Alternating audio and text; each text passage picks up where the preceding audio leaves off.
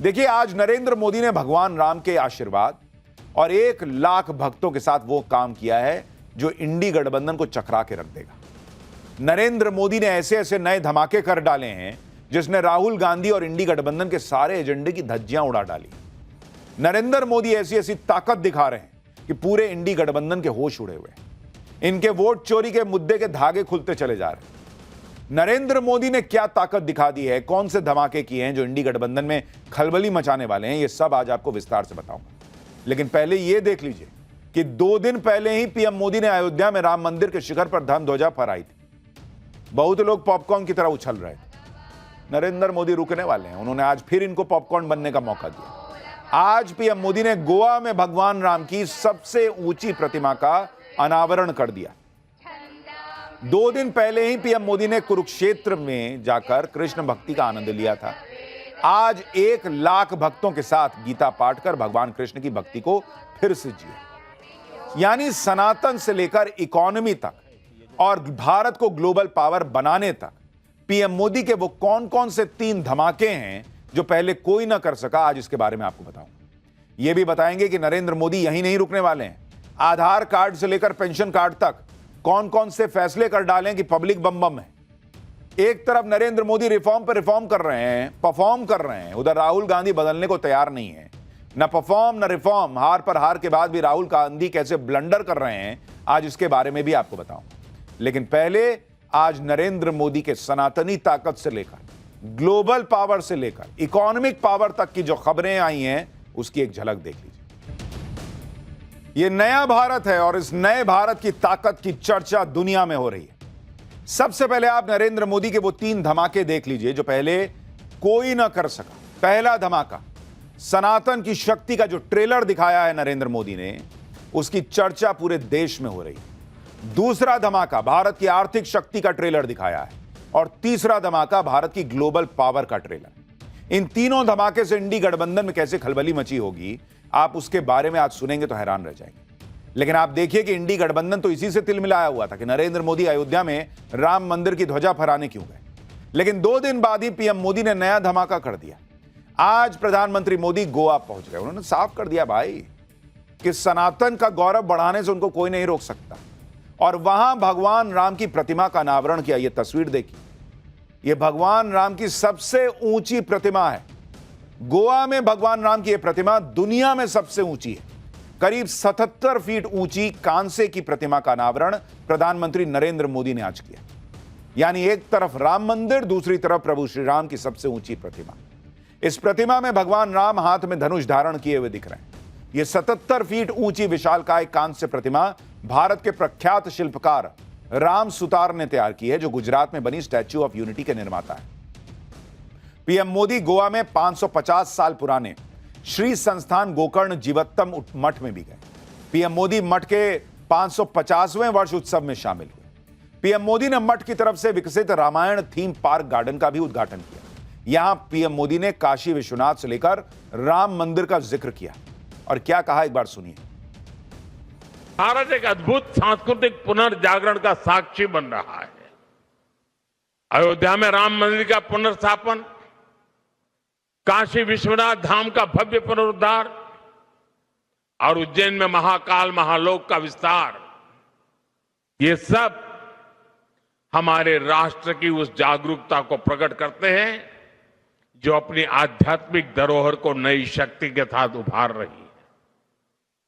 Ramayan circuit, Krishna circuit, गया जी के विकास कार्य और कुंभ मेले का अभूतपूर्व प्रबंधन, ये सभी उदाहरण बताते हैं कि आज का भारत अपनी सांस्कृतिक पहचान को नए संकल्प और नए आत्मविश्वास के साथ आगे बढ़ा रहा है।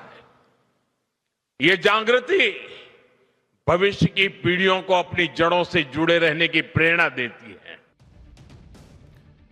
नरेंद्र मोदी सनातन को लेकर जो अलख जगा रहे हैं, आप उसको इस बात से समझिए कि अचानक कोई गोवा का नाम सुनता है तो लोग सोचते हैं गोवा जाएंगे बीच के किनारे, गोवा जाएंगे पार्टी करेंगे। लेकिन नरेंद्र मोदी गोवा जाने का एक और सनातनी मकसद भी दे रहे हैं। प्रभु श्री राम की सबसे ऊंची मूर्ति दुनिया की देखने के लिए भी अब लोग गोवा जाएंगे। इधर पीएम मोदी की राम भक्ति की झलक दिख रही है, उधर पीएम मोदी कर्नाटक में कृष्ण भक्ति में भी रमे दिखे। गोवा से पहले पीएम मोदी आज सुबह कर्नाटक के उडुपी में कृष्ण मठ पहुंचे थे। यहां उन्होंने लक्ष्य कंठ गीता पारायण कार्यक्रम में हिस्सा लिया। इस कार्यक्रम में 1 लाख लोगों ने 1 लाख उन्होंने सामूहिक रूप से श्रीमद् भगवद गीता का पाठ किया। इन 1 लाख लोगों में पीएम मोदी भी शामिल रहे। देखिए, जब 1 लाख लोगों ने गीता पाठ किया तो कैसे पूरा माहौल भक्तिमय हो गया।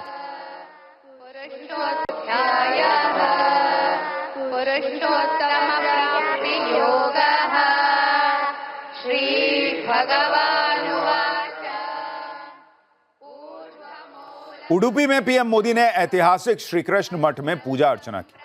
वैष्णव संत माधवाचार्य ने करीब 800 साल पहले इस मठ की स्थापना की थी। इस मठ में श्री कृष्ण की मूर्ति बाल स्वरूप में है और एक खास खिड़की से श्री कृष्ण के बाल स्वरूप के दर्शन होते हैं। ये देखिए कैसे वो खिड़की में से झांक रहे हैं, इसलिए इसे चमत्कारी खिड़की भी कहा जाता है। पीएम मोदी आज जब कर्नाटक के उडुपी में पहुंचे तो वहां उनके लिए लोगों में जबरदस्त क्रेज था बॉस। पीएम मोदी ने कर्नाटक के उडुपी में रोड शो भी किया और रोड शो में जो माहौल था, कैसे लोग पीएम मोदी पर फूल बरसा रहे थे, कैसे भीड़ उमड़ पड़ी थी, आप देखिए क्या क्रेज है इनका।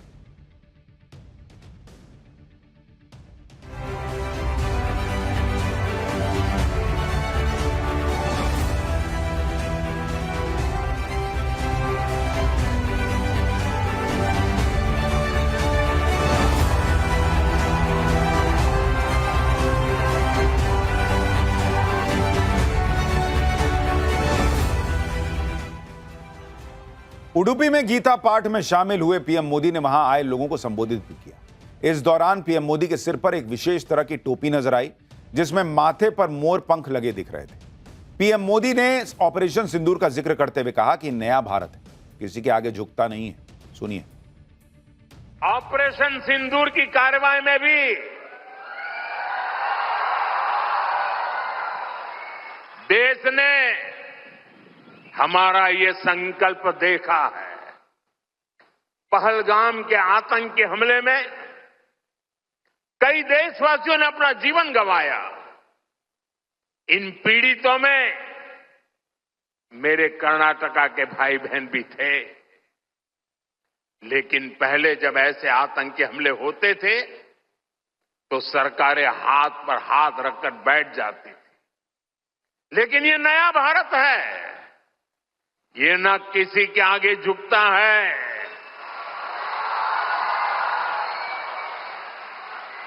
और न ही अपने नागरिकों की रक्षा के कर्तव्य से डिगता है। हम शांति की स्थापना भी जानते हैं और शांति की रक्षा करना भी जानते हैं।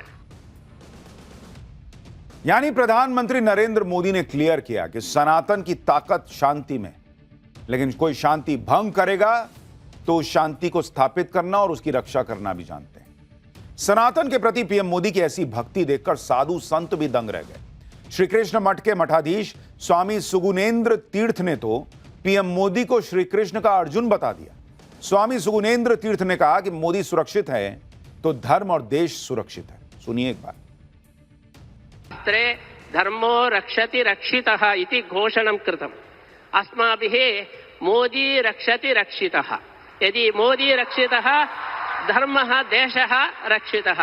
मोदी हस्ते समग्र विश्वं सुरक्षितं वर्तते इति। नरेंद्र मोदी महोदयः अर्जुन इव। अर्जुनः इन्द्रावतारः। श्रीमध्वाचार्याः वदन्ति अर्जुने नरावेशः वर्तते। अतः नरेंद्र शब्दस्य अर्थः साक्षात् अर्जुनः। यत्र गीता प्रचलति तत्र अर्जुनः आगतः। अतः अर्जुन आगमनेन अस्माकं लक्ष्यकण्ठ गीता समर्पणं संपूर्णम् इति वयं भावयामः। सुन रहे हैं आप, वो कह रहे हैं भाई कि नरेंद्र मोदी सुरक्षित हैं तो भारत में धर्म सुरक्षित, भारत सुरक्षित। अब जिसको जो आग लगनी है वो लगे, लेकिन भाई जिसको जो भाव है वो कह रहे हैं। देखिए, सनातन की शक्ति से लैस नरेंद्र मोदी ने सनातन को मजबूत करने का तो काम किया है, लेकिन सबसे बड़ा धमाका तो आज आर्थिक मोर्चे पर कर दिया। यह ऐसा धमाका है जो ना अमेरिका में ट्रंप कर पाए, ना चीन में जिनपिंग, ना दुनिया का कोई और नेता कर पाया। आज ही भारत की जीडीपी के रिकॉर्ड तोड़ आंकड़े आए।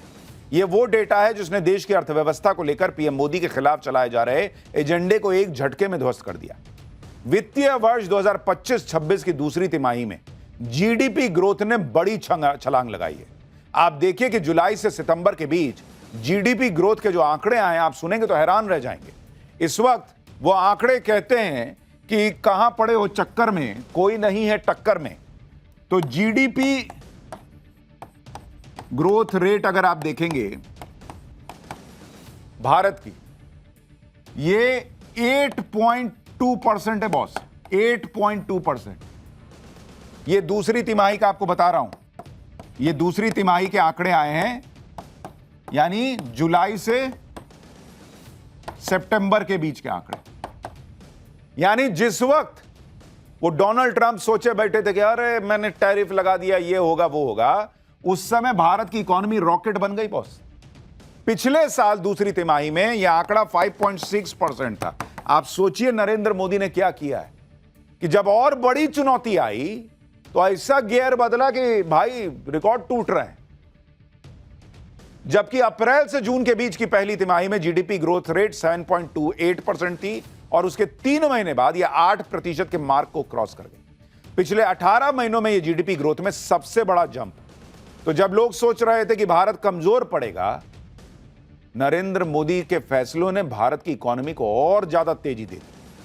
यह ग्रोथ रेट तब है जब अमेरिका ने भारत पर सबसे ज्यादा टैरिफ लगाया हुआ है। अमेरिका ने अगस्त से भारत के प्रोडक्ट पर 50% टैरिफ लगा रखा है, लेकिन भारत की आर्थिक ताकत के आगे ट्रंप का टैरिफ वार भी बेअसर हो गया। जो ट्रंप भारत की इकोनॉमी को डेड बता रहे थे, उनको भी तगड़ा जवाब मिल गया। जो राहुल गांधी ट्रंप की हां में हां मिलाते हुए कह रहे थे कि अरे सबको पता है इकोनॉमी डेड है, उनको भी आज जवाब मिल गया। इकोनॉमी डेड है तो 8.2% से बढ़ती है राहुल गांधी जी।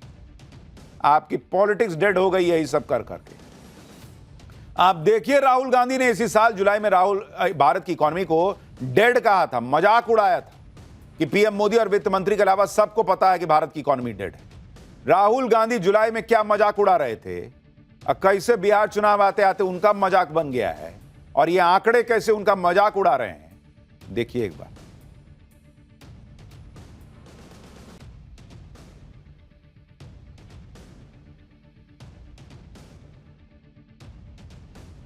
चार महीने पहले राहुल गांधी जिस अर्थव्यवस्था को डेड बता रहे थे, वो 8.2% की दर से दौड़ रही है।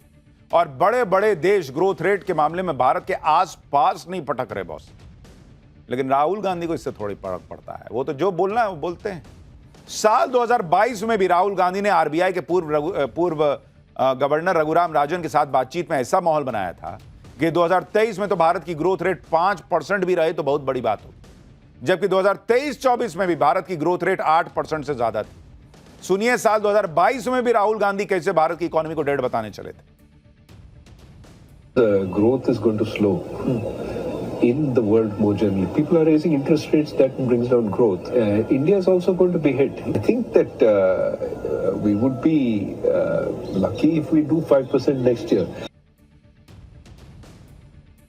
8.2% की बम्पर जीडीपी ग्रोथ की वजह क्या है, कैसे देश की अर्थव्यवस्था दुनिया में सबसे तेजी से दौड़ रही है, पीएम मोदी ने इसकी वजह भी बताई।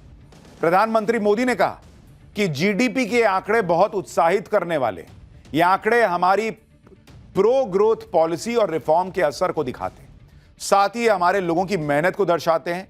हमारी सरकार लगातार रिफॉर्म करती रहेगी और हर नागरिक के जीवन को आसान बनाने पर काम करती रहेगी। प्रधानमंत्री मोदी ने ट्विटर पर यह बात लिखी है। अब वहां ट्रंप के लोग भी पढ़ेंगे, जाके कान में फुसफुसियाएंगे, सर ये तो एकदम खेला उल्टा पड़ गया। यानी जीडीपी ग्रोथ में दमदार छलांग का बड़ा क्रेडिट पीएम मोदी ने रिफॉर्म्स को दिया। पीएम मोदी क्या क्या रिफॉर्म करते चले जा रहे हैं जिससे इकोनॉमी बम बम है और पब्लिक भी बम बम है, इसके बारे में आगे आपको बताऊंगा। लेकिन पहले आप यह भी देखिए कि भारत की तरक्की की जबरदस्त रफ्तार देखकर दुनिया दंग है। ग्लोबल फाइनेंशियल रेटिंग एजेंसी भी भविष्य में भारत की मजबूती का अनुमान लगा रही है। ग्लोबल रेटिंग एजेंसी मूडीज ने कहा है कि भारत 2025 में 7% की जीडीपी ग्रोथ के साथ न सिर्फ उभरते बाजारों बल्कि पूरे एशिया पैसिफिक यानी एशिया प्रशांत क्षेत्र में विकास का नेतृत्व करेगा। जबकि एशिया प्रशांत क्षेत्र की औसत जीडीपी ग्रोथ 2025 में 3.6% रहने का अनुमान है, यानी पूरे रीजन में 3.6% की ग्रोथ। अब भारत 7%, ऑलमोस्ट डबल। मूडीज के मुताबिक वैश्विक अनिश्चितताओं के बीच भी भारत की घरेलू डिमांड उसे आर्थिक रूप से मजबूत बनाए रखेगी। मूडीज ने कहा कि भले ही भारतीय रुपया डॉलर के मुकाबले कमजोर हो रहा है, लेकिन ज्यादातर रेटेड एजेंट भारतीय कंपनियों के पास एक्टिव करेंसी रिस्क मैनेजमेंट या मजबूत कारोबारी सिक्योरिटी सिस्टम मौजूद है, यानी उसका भी फर्क भारत को नहीं पड़ रहा। एक तरफ भारत की आर्थिक शक्ति दुनिया देख रही है, सलाम ठोक रही है भारत को बॉस। दूसरी तरफ दुनिया में भारत का दबदबा भी बढ़ता जा रहा है। नरेंद्र मोदी ने जो एक और बड़ा धमाका किया है वो भारत को ग्लोबल पावर बनाने पर किया है। ऑस्ट्रेलिया की प्रतिष्ठित लोवी इंस्टीट्यूट ने एशिया पावर इंडेक्स 2025 जारी किया है। इस रिपोर्ट में भारत को एक बड़ी पावर बताया गया है। एशिया पावर इंडेक्स में 27 देशों की रैंकिंग में भारत तीसरे नंबर पर आ गया है। जापान, रूस, ऑस्ट्रेलिया जैसे देशों की रैंकिंग भारत से नीचे है। पाकिस्तान तो टॉप 10 या टॉप 15 में भी नहीं है, भिखारी देश। इस रैंकिंग में भारत जापान को पीछे करते हुए तीसरे नंबर पर आ गया। आर्थिक क्षमताओं में भारत की रैंकिंग में सुधार आया है। वहीं अमेरिका जैसे ताकतवर देश को बड़ा झटका लगा है। एशिया पावर इंडेक्स में अमेरिका के स्कोर को 1.2 पॉइंट का झटका लगा है, जो 2018 के बाद से अमेरिका का सबसे कम स्कोर है। डिप्लोमेसी, डिफेंस, इकोनॉमिक क्षमता जैसे अहम सेक्टर में अमेरिका के स्कोर में गिरावट आई है। यानी जो डोनाल्ड ट्रंप भारत को चैलेंज देने निकले थे वो खुद लड़खड़ा के गिरते दिख रहे हैं, और नरेंद्र मोदी और भारत को कोई फर्क नहीं पड़ा।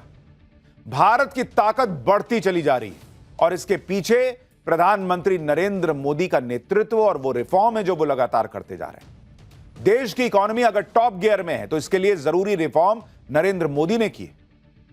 एक पूरा इकोसिस्टम लगा रहा, क्या है मोदी को कुछ आता है, ये होता है उस इकोसिस्टम को कोहनी मार के अपना काम करते जाने का असर, क्योंकि असर दिख रहा है। पीएम मोदी का मिशन पूरा नहीं हुआ जब तक, तो वो एक के बाद एक सुधार करते चले गए। कल ही हमने आपको बताया था कि 2 करोड़ से ज्यादा आधार नंबर बंद कर दिए गए। अब आधार से जुड़ा एक और अहम फैसला लिया गया है।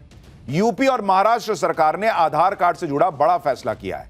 उत्तर प्रदेश में आधार कार्ड जन प्रमाण पत्र के तौर पर मान्य नहीं होगा। महाराष्ट्र सरकार ने भी आधार को जन प्रमाण पत्र के तौर पर अमान्य कर दिया है।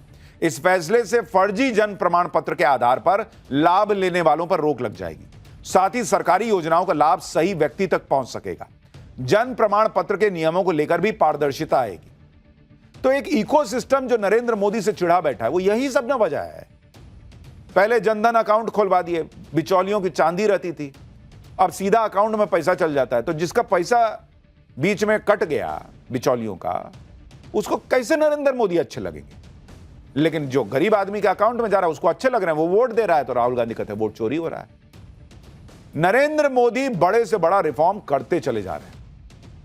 कई बार तो लोग ऐसा पूछते हैं कि अरे यार ये कोई पहले क्यों नहीं कर पाया, क्योंकि वो कोई बहुत ऐसा तूफानी काम नहीं है।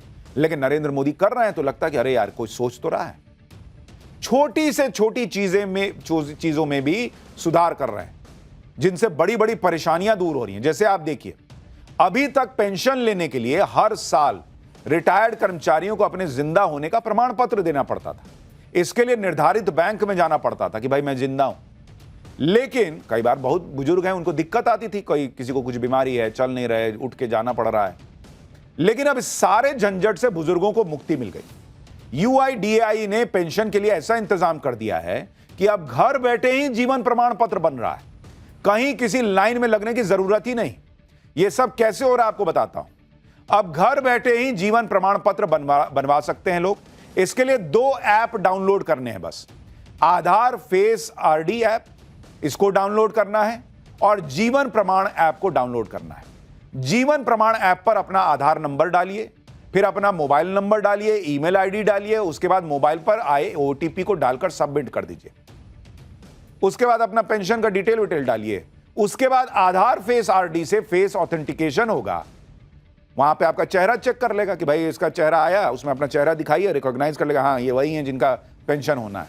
इसके बाद आपका जीवन प्रमाण पत्र बन गया।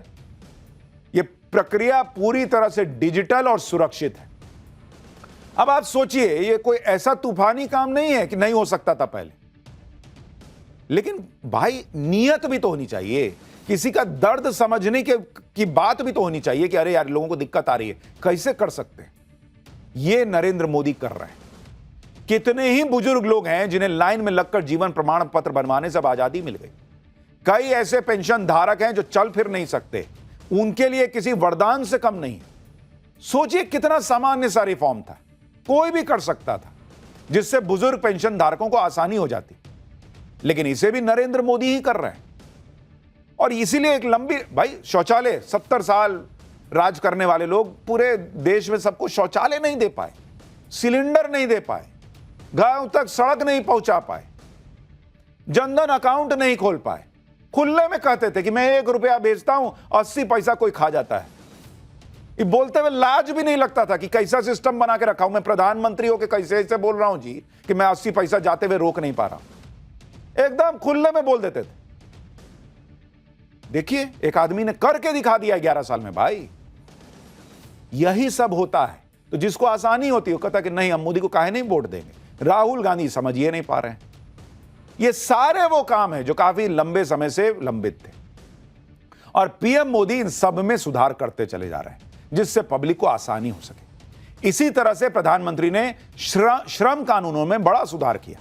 देश में इससे पहले 29 श्रम कानून लागू थे, लेकिन अब सुधार के बाद देश में सिर्फ 4 लेबर कोड लागू है। इससे क्या फायदा होगा आपको बताता हूं। भाई सभी मजदूरों को समय से वेतन की गारंटी मिलेगी, हर नौकरी में अपॉइंटमेंट लेटर देना अनिवार्य होगा, महिलाओं को समान काम के लिए समान वेतन मिल पाएगा, देश के 40 करोड़ मजदूरों को सोशल सिक्योरिटी मिलेगी, 40 साल से बड़े कर्मचारियों का साल में एक बार फ्री हेल्थ चेकअप होगा, ओवर टाइम करने पर दोगुना वेतन मिलेगा, पीएफ, ईसीआईसी, ईएसआईसी और बीमा का फायदा गिग वर्कर्स को भी मिलेगा, फिक्स्ड कर्मचारियों को 1 साल में ग्रेजुटी मिल जाएगी, कंपनियां सिंगल लाइसेंस और रजिस्ट्रेशन से बिजनेस कर सकेंगी। पहले 29 श्रम कानूनों के तहत 1436 नियम थे, उनको घटा के 351 कर दिया गया। यानी नियमों के जंजाल से मुक्ति मिली। इससे कंपनियों को फायदा, लेबर को फायदा, कर्मचारी को फायदा। और इस लेबर कोड में कर्मचारियों का पूरा ख्याल रखा गया है। अब वो कर्मचारी नहीं वोट करेगा नरेंद्र मोदी को तो राहुल गांधी कहेंगे वोट चोरी करते हैं। संसद के शीतकालीन सत्र में भी मोदी सरकार कई रिफॉर्म वाले बिल लाने वाली है, जिनमें एटॉमिक एनर्जी बिल 2025 शामिल है। परमाणु ऊर्जा कंट्रोल और रेगुलेशन पर नया फ्रेमवर्क इससे बनेगा। प्राइवेट कंपनियों को न्यूक्लियर सेक्टर में एंट्री मिल सकेगी। कॉर्पोरेट लॉ अमेंडमेंट बिल 2025 इसमें शामिल है। ईज ऑफ डूइंग बिजनेस को और सरल बनाया जाएगा। कॉन्स्टिट्यूशन में 131वां संशोधन बिल 2025 आएगा, जिससे चंडीगढ़ को संविधान के आर्टिकल 240 में लाया जाएगा। इससे केंद्र शासित प्रदेशों के लिए नियम बन सकते हैं। Higher education of India bill college और यूनिवर्सिटी को ज्यादा फ्रीडम देना, सिस्टम को पारदर्शी बनाना इसका मकसद है। यूजीसी, एआईसीटीई, एनसीटीई को खत्म कर एक कमीशन में जोड़ा जाएगा। नेशनल हाईवे अमेंडमेंट बिल, इससे भूमि अधिग्रहण की प्रक्रिया तेज होगी और अधिक पारदर्शी होगी, जिससे नेशनल हाईवे प्रोजेक्ट्स में देरी कम हो सकेगी। यानी प्रधानमंत्री मोदी हर सेक्टर में सुधार कर रहे हैं और इसके लिए जरूरी नियम कानून बनाते चले जा रहे हैं, जिससे विकास को रफ्तार मिल रही है, तेजी से भारत बढ़ रहा है। एक तरफ तो प्रधानमंत्री मोदी रिफॉर्म, परफॉर्म, ट्रांसफॉर्म वाले मंत्र पे काम कर रहे हैं, सनातन को साथ लेकर चल रहे हैं, इकोनॉमी को रॉकेट बना रखा है, ग्लोबल पावर भारत की बढ़ रही है। और दूसरी तरफ राहुल गांधी, दूसरी तरफ कांग्रेस, जो अपने अंदर ही रिफॉर्म नहीं कर पा रही, वो देश में क्या रिफॉर्म करेगी। राहुल गांधी जो मिशन मोड में वोट चोरी का मुद्दा उठा रहे हैं, ये जानते हुए भी कि इसका जमीन पर कोई असर नहीं हो रहा। पूरा बिहार चुनाव राहुल गांधी के वोट चोरी वाले कैंपेन पर कांग्रेस ने लड़ लिया। नतीजा यह हुआ कि कांग्रेस की बुरी हार हुई। कांग्रेस 6 सीट पर सिमट के रह गई। इस खराब परफॉर्मेंस के बाद कांग्रेस ने समीक्षा बैठक बुलाई, जहां हार की वजहों पर चर्चा होनी थी, लेकिन हार की वजह तो राहुल गांधी ने चुनाव के दौरान ही बता दी थी। समीक्षा बैठक में भी वोट चोरी को हार का जिम्मेदार बता दिया गया। बिहार में हार के कई और फैक्टर्स को जिम्मेदार बताया गया, लेकिन राहुल गांधी पर किसी ने उंगली तक नहीं उठाई। यानी अगर कांग्रेस की जीत हो तो राहुल जननायक, हार हो तो कार्यकर्ता खलनायक। आप देखिए कि बिहार में हार की समीक्षा बैठक में राहुल गांधी ने क्या कहा। सूत्रों के मुताबिक राहुल गांधी ने नेताओं से कहा कि हार की जिम्मेदारी सभी नेताओं को समान रूप से लेनी चाहिए। वाह भैया, गांधी परिवार पूरा कांग्रेस पार्टी चलाएगा। हार की जिम्मेदारी सब बराबर बराबर लेंगे। दूसरों पर दोषारोपण करने की बजाय जिम्मेदारी लेनी चाहिए। कह रहे हैं हार के लिए 10,000 रुपए कैश ट्रांसफर और SIR जिम्मेदार है। हमारे 6 उम्मीदवार जीते तो फिर बाकी कैंडिडेट क्यों नहीं जीते?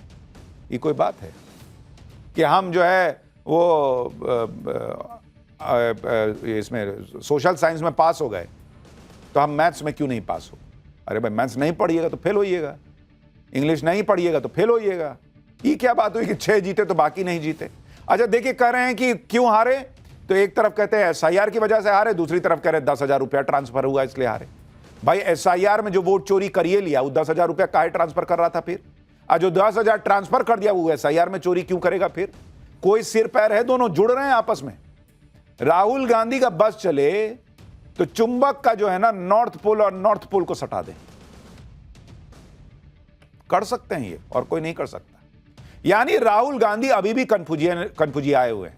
अगर SIR की वजह से हारे और वोट चोरी हुई तो फिर समीक्षा बैठक कर कौन बात कर रहे हैं? अगर हार की जिम्मेदारी ले रहे हैं तो फिर वोट चोरी वाला नैरेटिव काहे सुना रहे हैं? लेकिन राहुल गांधी और कांग्रेस आला कमान पर उंगली उठाएगा कौन? सुनिए एक बार क्या हुआ है। कांग्रेस पार्टी के विपक्ष के लीडर तो आदरणीय जननायक राहुल गांधी जी हैं, तो उन्होंने एक बात जरूर अपनी रखी। उन्होंने कहा कि आप जितने भी बैठे हुए हम कांग्रेस पार्टी के जितने कार्यकर्ता हैं, मतलब हमारे लिए कहें, बिहार के कार्यकर्ताओं के लिए कहें, कि हम सब लोग कहीं ना कहीं जिम्मेवार हैं। बिहार की हार के लिए समीक्षा बैठक में कांग्रेस के सारे उम्मीदवार भी आए थे। सभी के साथ मल्लिकार्जुन खड़गे और राहुल गांधी ने बात की। सबसे बात करने के बाद हार की वजह सबके सामने रखी गई। समीक्षा बैठक में हार के आकलन में 2 बातें सामने आई। पहला आकलन यह था कि वोट खरीदे गए और चुनाव प्रक्रिया की धज्जियां उड़ाई गई। दूसरा, महागठबंधन से उम्मीद के मुताबिक सहयोग न मिलना और कांग्रेस की खुद की कमियां। आप खुद सोचिए कि कांग्रेस की समीक्षा बैठक में किस तरह का ड्रामा चला है। ये चुनाव तक वोट चोरी का मुद्दा, रिजल्ट के बाद वोट खरीदी का मुद्दा। गजब नहीं है बॉस? सुनिए कैसे कांग्रेस अपनी हार के लिए PM मोदी को जिम्मेदार बता रही है। अगर मोदी जी इतने पॉपुलर हैं तो 60,000 लोग से लेकर 80,000 लोग एक एक विधानसभा को में पैसे देकर वोट खरीदने की क्या जरूरत पड़ी? कांग्रेस पार्टी के वोट प्रतिशत में कोई कमियां नहीं आई। जो चुनाव में जो हमारी जो पराजय हुई है, मुख्तार रूप से ये केंद्र सरकार ने प्रभावित किया है। यानी राहुल गांधी और नरेंद्र मोदी की पॉलिटिक्स में कुछ नहीं बदल रहा। मोदी देश में बदलाव लाते चले जा रहे हैं, राहुल गांधी कांग्रेस को बदलने को तैयार नहीं है और खुद को बदलने को तैयार नहीं। बिहार में हार से कांग्रेस का संकट गहरा गया है।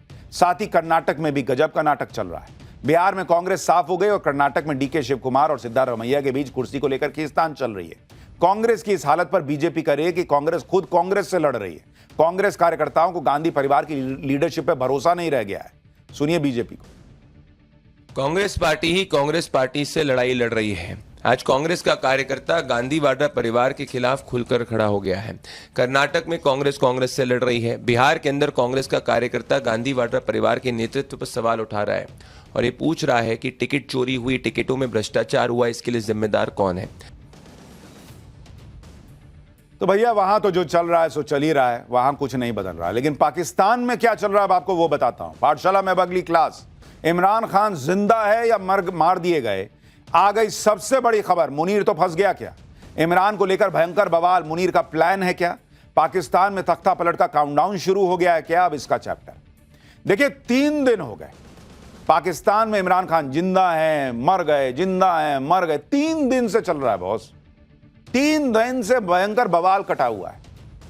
सिर्फ पाकिस्तान में नहीं, पूरी दुनिया में इसकी चर्चा चल रही है 3 दिन से कि भाई साहब जिंदा है या नहीं है। लेकिन मुनीर है कि वो बता ही नहीं रहा कि इमरान खान के साथ आखिर हुआ क्या है। इमरान खान सही सलामत है या वाकई मार दिए गए हैं? पाकिस्तान में लोग इमरान खान के जिंदा होने के सबूत मुनीर से मांग रहे हैं। मुनीर शहबाज चाहें तो 1 मिनट में काम खत्म हो जाएगा। 72 घंटा लगता है भाई। एक फोटो दिखाओ, एक वीडियो दिखाओ, किसी को अंदर जाके मिलवा दो, खत्म काम कि नहीं देखो इमरान खान जिंदा है। लेकिन ऐसा हो नहीं रहा। और क्या ऐसा इसलिए नहीं हो रहा कि यह मुनीर का कोई प्लान है? इसके बारे में आज आपको डिटेल में बताऊंगा। क्या मुनीर तख्ता पलट करने के लिए इमरान खान को यूज कर रहा है? आप इस वक्त पाकिस्तान का हाल देखिए। इमरान खान को लेकर गजब का सस्पेंस 3 दिन से बना हुआ है। कड़ाके की ठंड में इमरान की बहनें उस जेल के बाहर धरने पर बैठ गई जहां इमरान खान कई साल से बंद थे। इमरान खान की पार्टी के कार्यकर्ता समर्थक प्रदर्शन कर रहे हैं। मुनीर के खिलाफ नारेबाजी चल रही। हालात यह है कि जेल के अंदर इमरान खान की सलामती का हाल चाल लेने जा रहे एक मुख्यमंत्री को पुलिस ने सड़क पर पीट दिया। मुख्यमंत्री को पीट दिया भाई खैबर पख्तूनख्वा। इतना बवाल होने के बावजूद इमरान खान के बारे में मुनीर कुछ नहीं बता रहा।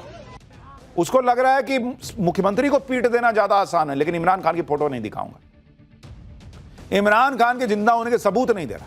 ना इमरान की बहनों और उनके समर्थकों को जेल के अंदर जाने दे रहा है इमरान का हालचाल जानने। इसलिए सवाल उठ रहा है कि अगर इमरान खान जिंदा हैं तो उनका कोई वीडियो तस्वीर जारी कर दो।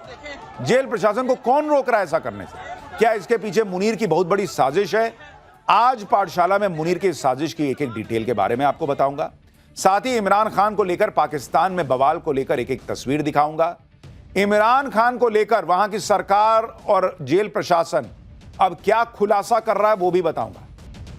पाकिस्तान में इमरान खान के सही सलामत होने के पीछे इतना सस्पेंस क्यों बना रखा है? इसके पीछे मुनीर की साजिश क्या है, क्या मंसूबे हैं, आगे बताऊंगा। पहले पाकिस्तान में इमरान खान को लेकर मचे बवाल की कुछ तस्वीरें देखिए। पिछले कई दिनों से इमरान खान की बहनें और उनकी पार्टी के समर्थक उस अदियाला जेल के बाहर डटे हुए हैं जिसमें इमरान खान की हत्या की अटकलें लग रही। इमरान खान से मुलाकात की मांग को लेकर जेल के बाहर ही धरना दिया जा रहा है। मुनीर और शहबाज के खिलाफ लोगों का गुस्सा फूट रहा है। इमरान खान से मुलाकात की मांग पर अड़े उनके समर्थकों ने गदर काट रखा है और अब वो इमरान खान के साथ ही पाकिस्तान के सभी प्रांतों की मुनीर से आजादी की मांग कर रहे हैं। यानी पाकिस्तान में आजादी के नारे लग रहे हैं। मुनीर को तो तनाव होना चाहिए, वो चुप क्यों बैठा है? उसकी वजह आगे बताऊं। जैसे जैसे दिन गुजर रहे हैं इमरान खान के समर्थकों का गुस्सा भड़क रहा है। प्रदर्शन कर रहे लोग इमरान खान के लिए खून तक बहाने की बातें करने पर आ गए। पाकिस्तान में इस वक्त सर्दी का मौसम शुरू हो गया है। रावलपिंडी में 8 डिग्री सेल्सियस की ठंड है। इसके बीच भी इमरान खान की बहनें उनसे मुलाकात के लिए धरना दे रही हैं रात रात तक। इमरान की बहनों को सड़कों पर घसीटा गया, बदसलूकी की गई, यहां तक कि इमरान की एक बहन अलीमा को गिरफ्तार कर जेल भेज दिया गया। इतना सब होने के बाद भी इमरान से किसी को मिलाया नहीं जा रहा। इमरान के बारे में कुछ बताया नहीं जा रहा। इमरान की बहन अलीमा खान ने अब मुनीर को खुली चेतावनी दे दी कि इमरान खान को कुछ हुआ ना तो पाकिस्तान में आग लग जाएगी। क्या असीम मुनीर खुद चाहता है कि ऐसा ही बवाल हो, सड़क पर आग लग जाए? इमरान खान के समर्थकों और बहनों के बयान बता रहे हैं कि पाकिस्तान में भयंकर बवाल के हालात बन चुके हैं और मुनीर चाहे तो 1 मिनट में सब खत्म करवा दे। मुनीर चाहे तो किसी को भी जेल में इमरान खान से मिलवाकर तसल्ली करवा दे कि इमरान देखो जिंदा है। एक फोटो बाहर डाल दे, एक वीडियो डाल दे कि देखिए इमरान खान बोल रहे हैं कि मैं जिंदा हूं। लेकिन 3 दिन हो गए ऐसा नहीं हो रहा। और ऐसा इसलिए नहीं हो रहा क्योंकि मुनीर ऐसा करके पाकिस्तान में अपने लिए ऐसा माहौल बना रहा है जिसमें उसकी तख्ता पलट के अरमान पूरे हो जाए। पाकिस्तान में अगर हालात आउट ऑफ कंट्रोल हो गए, इमरान के समर्थकों ने खून बहाना शुरू कर दिया, तो फिर मुनीर के लिए सैनिक शासन लगाना आसान हो जाएगा। आप देखिए पाकिस्तान में किस तरह के हालात बन चुके हैं। मुनीर के इशारे पर पुलिस सेना की तरह काम करने लगी है। ये तस्वीरें जेल में बंद इमरान खान से मिलने पहुंचे खैबर पख्तूनख्वा प्रांत के सीएम सोहेल आफरीदी की, जिन्हें पुलिस के जवानों ने सड़क पर गिरा के पीट दिया।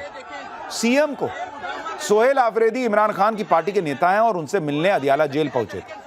सोहेल आफरीदी का आरोप है कि मुनीर के इशारे पर पुलिस वालों ने उनकी पिटाई की और हालात बेकाबू करने के इरादे से यह सब किया गया। आप ये भी देखिए कि जैसे जैसे इमरान खान को लेकर गुस्सा भड़क रहा है, प्रदर्शन का दायरा रावलपिंडी में अदियाला जेल के बाहर से निकलकर इस्लामाबाद और पाकिस्तान के दूसरे शहरों तक पहुंचने लगे। वहां भी लोग इमरान खान के समर्थन में सड़कों पर उतरने लगे। कहा जा रहा है कि यह सब मुनीर के इशारे पर हो रहा है क्योंकि पाकिस्तान में मुनीर इसी तरह का बवाल भड़काना चाहता है। अब आप कहेंगे वो ऐसा क्यों चाहता है? क्योंकि पूरे पाकिस्तान में बवाल भड़केगा तो हालात बेकाबू होने के बहाने मुनीर की सेना मोर्चा संभाल लेगी और मुनीर को पाकिस्तान में मिलिट्री रूल लगाने का मौका मिल जाएगा। इसलिए जेल में बंद इमरान खान की मौत की खबरें फैलने के तुरंत बाद पीएम शहबाज शरीफ भी बहरीन के लिए निकल गए और पाकिस्तान में अब धीरे धीरे मुनीर की मिलिट्री रूल वाला प्लान एक्टिवेट होता दिख रहा है। नहीं तो कोई वजह नहीं है कि इतना बवाल हो रहा है, इतनी थूथू हो रही है दुनिया में और इमरान खान से किसी को मिलने ना दिया जाए 1 मिनट के लिए। आज जब इमरान खान की पार्टी के लोग और समर्थक इस्लामाबाद में हाईकोर्ट के बाहर प्रदर्शन के लिए पहुंचे तो मुनीर के जवान उन पर फायरिंग करने के लिए मुस्तैद नजर आए। हालांकि मुनीर की साजिश को इमरान खान के समर्थक भी समझ चुके हैं। पीटीआई के कार्यकर्ता कह रहे हैं कि इमरान खान को लेकर हो रहे प्रदर्शन की आड़ में मुनीर खतरनाक कांड करने की फिराक में। देखिए, इमरान खान की पार्टी के लोग खुद कह रहे हैं कि जब इमरान खान का ऑर्डर आएगा तो हम बता देंगे कि हम क्या कर सकते हैं। यानी वो खुद मान रहे हैं इमरान खान जिंदा है, उनको भी पता है, वो अपनी पॉलिटिक्स कर रहे हैं और वो ये समझ रहे हैं कि मुनीर बहुत चालू है। वो चाहता कि सड़क पे इतना तमाशा हो कि गोली चलाने का मौका मिले, गोली चले, लोग मरे और बवाल हो, उसके बाद सेना को उतार दो, कहो कि ए शहबाज तुमसे नहीं हो रहा, हटो। इसलिए ये पूरा ड्रामा चल रहा है 3 दिन से। मुनीर हालात आउट ऑफ कंट्रोल होने का इंतजार कर रहा है। आप देखिए, पाकिस्तान की संसद में इमरान खान को लेकर झड़प होने लगी है। इमरान खान की पार्टी के सांसद उनसे किसी की मुलाकात ना होने देने पर सवाल उठा रहे हैं। मुनीर के प्लान पर शक इसलिए हो रहा है क्योंकि अगर इमरान खान अदियाला जेल के अंदर ही है और जिंदा है तो उनसे कोर्ट के ऑर्डर के बाद भी किसी को मिलने क्यों नहीं दिया जा रहा। करीब 1 महीने से जेल प्रशासन ने इमरान खान की हालत को लेकर कोई अपडेट तक जारी नहीं किया और उनका कोई वीडियो भी सामने नहीं आया। धीरे धीरे यह साफ होता जा रहा है कि इमरान खान को लेकर वो भी हो रहा है जो मुनीर के इशारे पर हो रहा है। पाकिस्तान के सोशल मीडिया पर मुनीर के AI जनरेटेड यानी आर्टिफिशियल इंटेलिजेंस से तैयार वीडियो वायरल हो रहे हैं जिसमें उसे इमरान खान की हत्या की जिम्मेदारी लेते हुए और पाकिस्तान को बर्बाद कर देने की बात कहते हुए दिखाया गया है। इतना तमाशा होने के बाद पाकिस्तान में जेल प्रशासन सिर्फ एक स्टेटमेंट जारी करता है कि ना इमरान खान ठीक है, उनको कहीं शिफ्ट नहीं किया गया, इमरान खान ठीक है। स्टेटमेंट, अरे फोटो तो दिखाओ, वीडियो तो दिखाओ, किसी को तो मिलवाओ। इसलिए शक गहराता जा रहा है कि यह सब हालात बिगड़ने देने के लिए खुद मुनीर जिम्मेदार है। अब उस क्रोनोलॉजी को समझना भी जरूरी है जिससे साफ हो रहा है कि पाकिस्तान में इमरान खान के बहाने मुनीर मिलिट्री रूल लगाने की तैयारी कर चुका है। पहले ऑपरेशन सिंदूर में भारत के हाथों पिटाई के बाद मुनीर ने खुद को फील्ड मार्शल बनवाया। उसके बाद मुनीर ने पाकिस्तान की डिप्लोमेटिक मामलों में दखल देना शुरू किया। विदेशी दौरों में शहबाज की जगह मुनीर का चेहरा चमकाया जाने लगा और अब तक मुनीर ने शहबाज के तख्ता पलट से पहले ही पूरी प्लानिंग के तहत खुद को पाकिस्तान का सुप्रीम लीडर बना लिया। फर्जी फील्ड मार्शल मुनीर ने अब पाकिस्तान के पहले CDF यानी चीफ ऑफ डिफेंस फोर्स का पद संभाल लिया। यह पद पाकिस्तान के संविधान में 27वें संशोधन के तहत किया गया और अब मुनीर अगले 5 साल तक पाकिस्तान की तीनों सेनाओं यानी आर्मी, एयरफोर्स और नेवी का हेड है। यानी अब पाकिस्तान में चुनाव हुए भी तो वो मुनीर की सेना की निगरानी में होंगे। इसके साथ ही मुनीर ने पाकिस्तान के परमाणु हथियारों को भी अपने कंट्रोल में ले रखा है क्योंकि अब न्यूक्लियर हथियारों की निगरानी करने वाली संस्था NSC यानी नेशनल सिक्योरिटी काउंसिल के चीफ की नियुक्ति भी खुद मुनीर करेगा। संविधान में किए गए संशोधन के मुताबिक मुनीर को पाकिस्तान के राष्ट्रपति के बराबर लीगल कवर दे दिया गया है। प्रेसिडेंट की तरह मुनीर को भी किसी भी लीगल केस में जिंदगी भर इम्यूनिटी मिलेगी यानी उसको कुछ नहीं हो सकता। यानी क्रोनोलॉजी यह कहती है कि असीम मुनीर ने धीरे धीरे करके सारी शक्ति अपने पास ले ली है और अब उसे सिर्फ एक वजह का इंतजार है, ऐसा बवाल सड़क पर हो कि वो कहे कि देश शहबाज से नहीं संभल रहा, सेना को कुछ करना होगा। हो गया काम। जिस तरह से चर्चा हो रही है कि मुनीर ने ही तख्ता पलट का माहौल बनाने के लिए इमरान के मुद्दे को तूल दी है, ऐसे में इस बात से भी इनकार नहीं किया जा सकता कि अपने मंसूबों को पूरा करने के लिए मुनीर ने इमरान की हत्या भी करवा दी। मुनीर पर इमरान खान की हत्या करवाने का शक इसलिए भी गहरा रहा है क्योंकि जेल में बंद इमरान खान खुद इस बात की आशंका जता चुके थे। अंग्रेजी अखबार टेलीग्राफ को दिए एक इंटरव्यू में इमरान खान ने 1 साल पहले ही अपनी हत्या की साजिश को लेकर मुनीर पर सवाल उठा दिए थे। 2 मई 2024 को छपे लेख के मुताबिक इमरान खान ने कहा था कि सेना ने वो सब कुछ किया है जो वो कर सकते हैं, अब सिर्फ उनकी हत्या करना ही बाकी रह गया है। उन्होंने सार्वजनिक तौर पर कहा कि उन्हें या और उनकी पत्नी बुशरा बीबी को कुछ होता है तो जनरल असीम मुनीर इसके लिए जिम्मेदार होंगे। इसी साल जुलाई में इमरान खान ने लिखा कि हाल के दिनों में जेल में उनके साथ होने वाला कठोर व्यवहार और बढ़ गया है। यही रवैया उनकी पत्नी बुशरा बीबी के खिलाफ भी अपनाया जा रहा है। तो ये सारी चीजें बताती हैं कि ये पूरा कांड, इसके पीछे दिमाग तो मुनीर का है। अब देखिए पाकिस्तान कहां कहां तक जाता है। पाठशाला में हम अब आगे बढ़ रहे हैं और चल रहे हैं अगले चैप्टर की तरफ। कॉमेडियन कपिल शर्मा के कैफे पर फायरिंग करने वाला लॉरेंस बिश्नोई का आदमी कैसे धराया, उसने क्या क्या बताया, लॉरेंस के गुर्गे के हाथ में ऐसे हथियार और वो वीडियो कि पब्लिक पूछ रही कि कपिल शर्मा बाल बाल बच गए क्या। कॉमेडी किंग कपिल शर्मा के चेहरे पर महीनों बाद आज मुस्कान लौट आई। जिस खतरे और धमकी ने कपिल शर्मा की नींद उड़ा रखी थी वो खतरा काफी हद तक टल गया है क्योंकि पुलिस के हाथ वो शख्स लग गया है जिसने कपिल शर्मा के कैफे पर फायरिंग करवाई थी। इसी के बाद से कपिल शर्मा को धमकियां मिलनी शुरू हो गई थी। कपिल शर्मा की नींद इसलिए भी उड़ गई थी क्योंकि धमकी देने वाला कोई और नहीं बल्कि सलमान खान के घर पर फायरिंग करवाने वाला लॉरेंस बिश्नोई गैंग था। आज लॉरेंस बिश्नोई गैंग के उसी गुर्गे को दिल्ली पुलिस ने धर दबोचा। बंधु मान सिंह सेखों, इसे क्राइम ब्रांच की टीम ने लुधियाना से गिरफ्तार किया। मान सिंह सेखों कनाडा में लॉरेंस गैंग का सिंडिकेट संभालने वाले गोल्डी ढिल्लन का खास गुर्गा है। खतरनाक बंदूकों के शौकीन सेखों ने कपिल के कैफे पर फायरिंग की साजिश रची थी, यह कहा जा रहा है। लॉरेंस गैंग का गुर्गा मान सिंह सेखों कोई छोटा मोटा शूटर नहीं है। आप उसकी तस्वीरें देखिए, इसके पास ऐसे ऐसे हथियार हैं जिन्हें देखकर दिल्ली पुलिस भी हैरान रह गई। आर्मी की बंदूकें और दे दनादन फायरिंग की तस्वीरें देखकर तो यही लग रहा है कि कपिल शर्मा बाल बाल बच गए। लेकिन अब यही मानसिंह सलाखों के पीछे है। शातिर मानसिंह के पकड़े जाने के बाद लॉरेंस गैंग की कमर कैसे टूट गई और मोस्ट वांटेड शूटर ने ऐसी कौन सी गलती कर दी जो बड़ी आसानी से दिल्ली पुलिस के हत्थे चढ़ गया, आज इसका चैप्टर खोल रहा हूं। सेना के पास जिस तरह के हथियार होते वैसे हथियार उसके पास कहां से आए, इतने एडवांस हथियार उसके पास कहां से आए जो बड़ी बड़ी सेनाओं के पास भी नहीं होंगे। दिल्ली पुलिस को आज उस वक्त बड़ी सफलता मिली जब लॉरेंस गैंग का वांटेड गैंग मेंबर हत्थे चढ़ गया। क्राइम ब्रांच ने पाकिस्तान शेल्टर्ड और कनाडा बेस्ड नेटवर्क से जुड़े उस शूटर को गिरफ्तार कर लिया है जिसने कपिल शर्मा के कैफे पर गोलियां बरसाई थी और भारत आ गया था। बंधु मान सिंह सेखों नाम के शूटर की गिरफ्तारी सिर्फ एक अपराधी तक पहुंचने की सफलता नहीं है बल्कि गोल्डी बराड़ लॉरेंस बिश्नोई सिंडिकेट की साजिशों को क्रैक करने की दिशा में बड़ा कदम है। कनाडा में वारदात को अंजाम देने के बाद सेखों सीधे भारत पहुंचा और यहां ठिकाने बदलकर पुलिस से बचता रहा। क्राइम ब्रांच को उसके दिल्ली में छिपे होने की सूचना मिली थी लेकिन पिछले 4 महीने से वो पकड़ में नहीं आ रहा था। आज उसने एक गलती कर दी जिसके बाद उसे एक खुफिया ऑपरेशन के तहत दबोच लिया गया। कनाडा में कपिल शर्मा के कैफे पर हुई फायरिंग के मामले में जो खुलासा हुआ है वो अब आपको बताता हूं। पुलिस के मुताबिक मान सिंह सेखों कपिल शर्मा के कैफे पर फायरिंग में शामिल होने के साथ साजिश में भी शामिल था। मान सिंह सेखों ने कपिल शर्मा के यहां फायरिंग करने वाले शूटर्स को हथियार और गाड़ी मुहैया कराई थी लेकिन कनाडा पुलिस ने उस गाड़ी की पहचान कर ली जिस गाड़ी से कपिल शर्मा के कैफे पर शूटर फायरिंग करने आए थे। जब कनाडा में मानसिंह पर कनाडा पुलिस का शिकंजा कसने लगा तो मानसिंह सेखों 23 अगस्त को भागकर इंडिया आ गया। भारत आने के बाद मानसिंह सेखों अपने ठिकाने बदलकर पुलिस से बचता रहा। दिल्ली क्राइम ब्रांच का कहना है कि सेखों लंबे समय से भारत और कनाडा के गैंगस्टर्स के बीच लिंक के तौर पर काम कर रहा था। वो गोलीबारी, उगाही और धमकी जैसे मामलों में शामिल रहा। लेकिन आप देखिए, मानसिंह सेखों कोई बड़ा गैंगस्टर नहीं है, वो तो गोल्डी ढिल्लों का हैंडलर है और उसके पास जो हथियार दिख रहे हैं वो तो गजब ही है। मानसिंह के पास ऐसे ऐसे हथियार दिखाई दे रहे हैं जो अमेरिका की सेना के पास भी हैं या नहीं, लोग पूछ रहे हैं।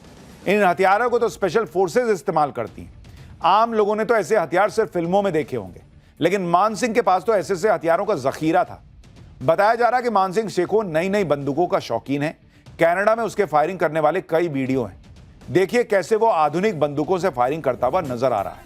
बताया जा रहा है कि हथियारों का यह जखीरा मानसिंह और उसके गैंग के पास टर्की, पाकिस्तान, जर्मनी, फ्रांस के जरिए तस्करी करके पहुंचते थे और ऐसे हथियारों को शो ऑफ करके ये लोग वसूली का धंधा चलाते थे। बंदूकों का शौक और शो ऑफ की बीमारी ही मानसिंह सेखों के काल बन गई। भारत आने के बाद उसने एक गलती की और दिल्ली पुलिस ने उसे धर दबोचा। भारत आने के बाद मानसिंह सेखों का लुका छिपी का यह खेल ज्यादा दिन नहीं चला। मानसिंह के बारे में दिल्ली पुलिस को इनपुट तो था लेकिन उसकी सही लोकेशन नहीं मिल रही थी। इस दौरान दिल्ली पुलिस क्राइम ब्रांच ने हथियारों की तस्करी करने वाले ग्रुप को पकड़ा। पूछताछ में पता चला कि उन्होंने एक हथियार लुधियाना में मानसिंह को दिया है। दिल्ली पुलिस को जब कंफर्म हो गया कि यह वही मानसिंह है जिसकी तलाश है तो मानसिंह सेखों को दिल्ली क्राइम ब्रांच की टीम ने लुधियाना से खुफिया ऑपरेशन के तहत दबोच लिया। दिल्ली पुलिस के मुताबिक मानसिंह सेखों सीधे गोल्डी बराड़ के संपर्क में था। गोल्डी बराड़ लॉरेंस बिश्नोई गैंग का अहम हिस्सा है और पिछले कुछ समय से भारत और कनाडा में जबरन वसूली और धमकी से जुड़े कई मामलों में शामिल रहा है। कपिल शर्मा के कैफे पर फायरिंग को भी इसी गैंग की धमकी का हिस्सा माना जा रहा है।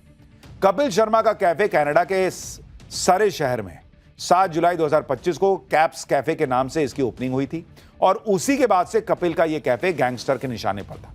कपिल के कैफे पर पहली बार 10 जुलाई को फायरिंग हुई थी।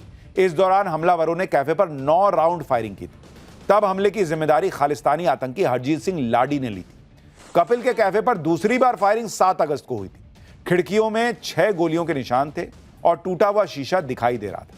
कपिल के कैफे पर तीसरी बार फायरिंग 18 अक्टूबर को हुई। इसके बाद लॉरेंस गैंग ने सोशल मीडिया पर एक पोस्ट किया था और फायरिंग की जिम्मेदारी लेते हुए लिखा था कि मैं, कुलवीर सिद्धू और गोल्डी ढिल्लो इसकी जिम्मेदारी लेते हैं। For more of such videos, do like, share and subscribe to ET Now Swadesh.